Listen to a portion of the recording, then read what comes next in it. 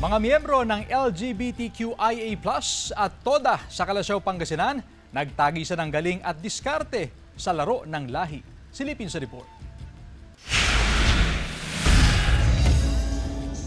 Time out muna sa pagrampa ang mga miyembro ng LGBTQIA+, ngunit tuloy naman sila sa pag-indak. Tigil pasada naman ang ilang TODA members sa Kalasyaw, Pangasinan, hindi para magprotesta, kundi magsaya. Sila ang mga kalahok sa laro ng lahi sa bayan na bahagi ng pagdiriwang ng Buwan ng Wika at Buwan ng Kabataan. May nakalaan na premyo sa mga mananalo sa bawat laro.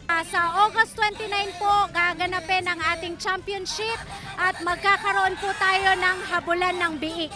At ang overall champion na tatanghalin po natin ay mag-uuwi ng 10,000 pesos, pati po yung biik na kanilang nahuli. Unang laro ay ang karerang bao. Sumunod naman ang karerang sako. Pukpok palayok ang unang makabasag ng palayok, panalo.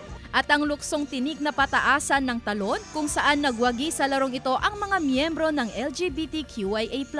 Para ma-encourage po yung mga kabataan po natin na magbalik tanaw po sa mga laro ng lahi ng ating bayan. Hindi po yung nahuhumaling lang po sila sa mga online games para po maging malusog po yung pangangatawan ng bawat isa. Nanguna naman ang mga TODA Association sa larong hatak lubid.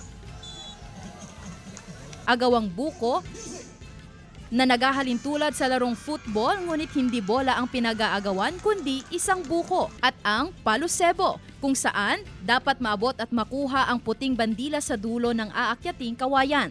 Mas lalong masaya rin dahil meron kami na ganitong palaro. Senti Salvacio, One North, Central Luzon.